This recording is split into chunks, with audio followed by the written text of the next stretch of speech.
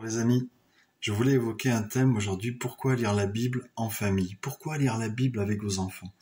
Bien sûr, vous avez l'école du dimanche où vous pouvez laisser vos enfants, mais vous savez, vos enfants, ils auront jamais autant de plaisir à lire la Bible que avec vous en famille. C'est vraiment important d'avoir un culte en famille. D'abord parce que le jour où la persécution viendra sur la France ou dans d'autres pays où vous pouvez être, eh bien sachez que les Bibles vont être modifiées parce qu'il y a beaucoup de choses dans nos Bibles qui ne conviennent pas à certains lobbies et qui ont de plus en plus de pression sur les gouvernements et ces choses-là vont être modifiées avec le temps. Ça commence déjà, il y a certains qui prêchent et qui ont déjà des problèmes, qui ont déjà des procès parce qu'ils ont prêché sur certaines choses et la société aujourd'hui ne l'accepte pas. L'esprit de l'antéchrist est là.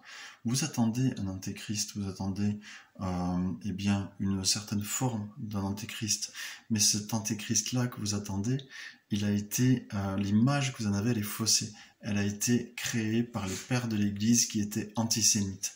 Et c'est pour ça que dans la plupart des pensées évangéliques, l'antéchrist doit être un juif. Donc vous vous focalisez sur cette chose-là, mais cette image-là, mais en fait l'antéchrist, eh bien son système est déjà là, son esprit est déjà à l'œuvre, et bien sûr il y aura un homme qui sera à la tête de tout ça, mais ne vous focalisez pas là-dessus parce que sinon vous allez rater ça. Et aujourd'hui, ce système de l'antéchrist a même envahi l'Église. Laissez vos enfants être éduqués par la Bible, par l'école du dimanche, hein, et puis ne vous inquiétez pas. C'est bien suffisant comme ça. Allez, on a un esprit de mollesse qui vient, un esprit d'endormissement. On n'étudie plus la Bible en famille à la maison. On attend le dimanche matin pour aller à l'église ou d'être en groupe, mais en famille. Vous savez, ce que l'antéchrist veut détruire, c'est la famille. Et il a déjà commencé.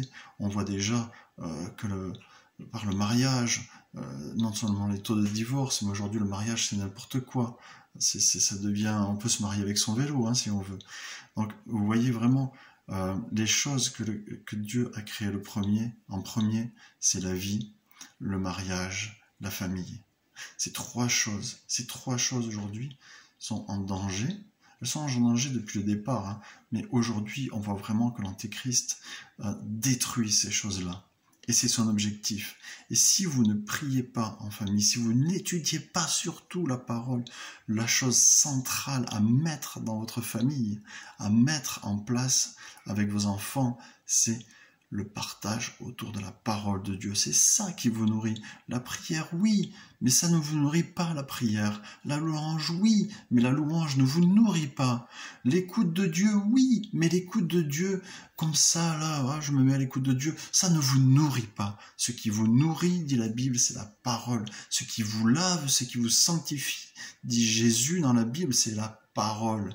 C'est la Bible, c'est ça qui vous nourrit et c'est ça qui va nourrir et faire grandir, croître vos enfants à maturité en Christ, en Jésus.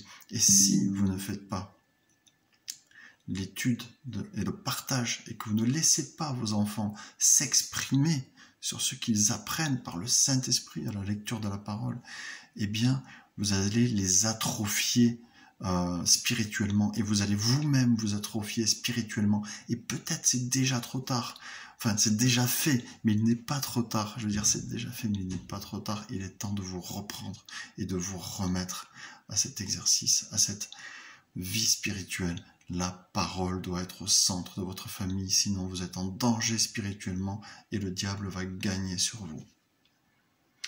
Alors, à vos Bibles. Bisous à tous et soyez bénis.